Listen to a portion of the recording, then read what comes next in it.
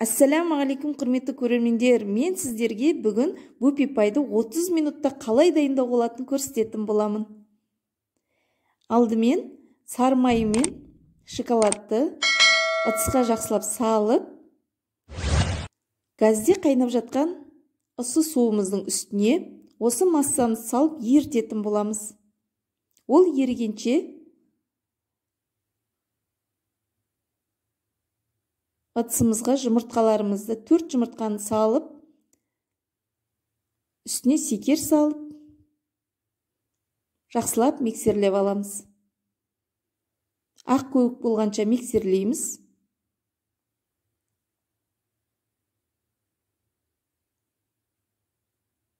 Миксерлеп болғаннан кейін жаңағы еріген массамызды аз-аздан бөліп құйып отырамыз. Осылай миксерлеп араластырамыз.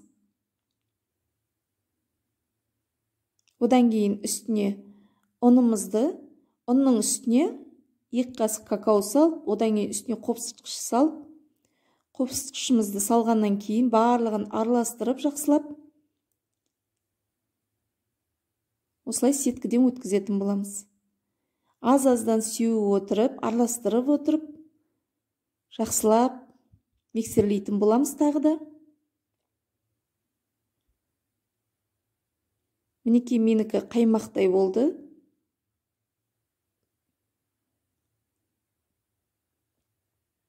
Енді табамызды мен 4 пергамент дайындап қойдым, кесіп. Осылай ашылатын табамен ортасына 1 пергаменттен салып отырып, ізін түсіреміз.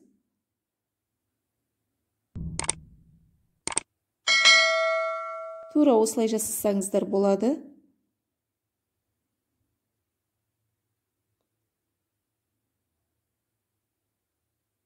Пергаменттің үстіне жаңағы массамызды осылай құямыз. Қасықпен 3 қасық жарым салдым мен.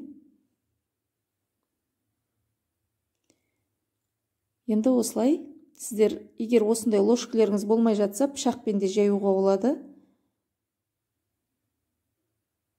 Мен осылай айналдырып жайып шықтым.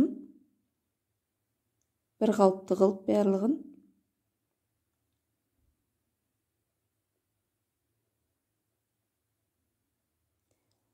Енді коржықтарымыз пісіп жатқанда пидмол мен маскарпоне және де творожный сырымызды езіп аламыз. Мен творожный сыр мен маскарпонені бірге араластырып қойдым уже. Енді пидмолға үстіне 100 грамм секер салып, жақсылап миксерлеп аламыз. Мінекей миксерлеп болдым. Енді үстіне маскарпоне мен творожный сырымызды саламыз.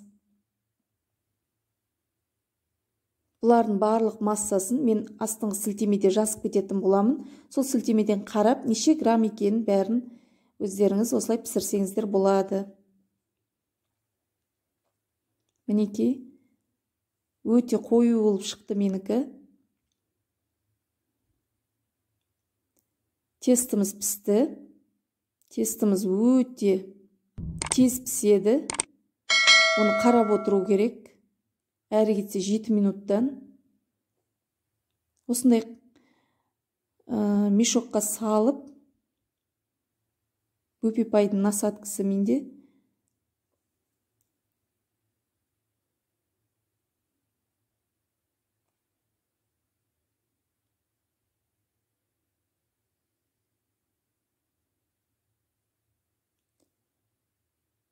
Осылай мешогымызге кремімізді салып аламыз.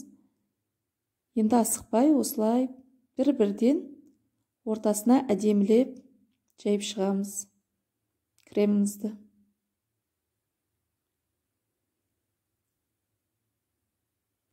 Мен екінші слойын құйып жатырмын уже.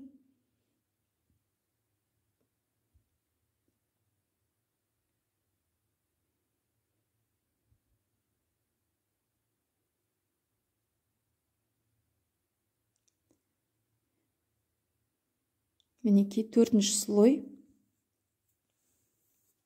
4 қатарын ортасына кремін жағып, коржықтарын салып шықтым. Енді қайтадан сол жаңағы езген ыдысымызға майымыз бен шоколадымызды қайтып еземіз. Құттай қалған остаткі, аз қалған, кішкентай бір қасықтай қалған творожныйымызды бетіне үстіне жағып шығамыз. Мінекей мен шоколадым мен майым еріді. Үстіне енді педмолды құйып, жақсылап араластырып, осы кремімізді бетіне құятын боламыз. Өте дәмді болады.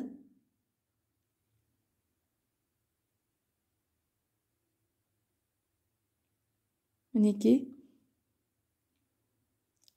Асықпай, жайлап отырып, жан-жағына жайып отырып құямыз. Менің тортым дайын болды.